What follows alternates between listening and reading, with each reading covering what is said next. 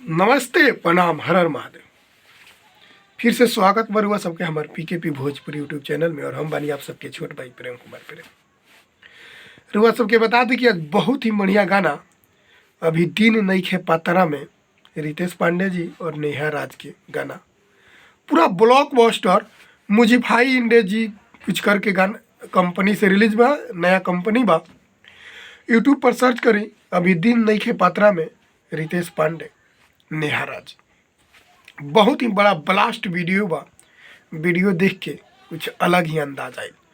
तो रितेश पांडे जी के गाना अभी दिन नईखे पातरा में रुआ सब यूट्यूब पर सर्च करी और देखी और ढेर सारा प्यार आशीर्वाद दी।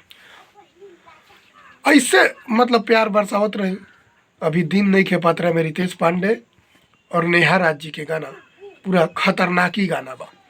तो सब गाना के सुनी, ढेर सारा प्यार आशीर्वाद दी और ढेर सारा गाना के शेयर करी। अगर जे भी भाई रितेश पांडे के फैन बा गाना के शेयर करी और वीडियो के शेयर भी करब और सब्सक्राइब भी करब हमारे पीकेपी चैनल पीकेपी भोजपुरी के। और हमार वीडियो के भी ढेर सारा शेयर करी। जे भी भाई रितेश पांडे जी के फैंस बा ओकरा पास पहुँचे। जे भी भाई वीडियो के नहीं देखा, अगर रितेश जी के वीडियो देखा तनी तो ऊपर कमेंट करके बताई कैसा लागल। ई वीडियो देखा तनी तो पर कमेंट करके बताई कि वीडियो कैसा लागल। और रितेश पांडे जी गाना जरूर सुनब। अभी दिन नईखे पातरा में रितेश पांडे और नेहा राज सर्च करी। बहुत ज़बरदस्त लेवल के गाना बतरुआ सब सुनी। ढेर सारा प्यारा से बदी तमाम।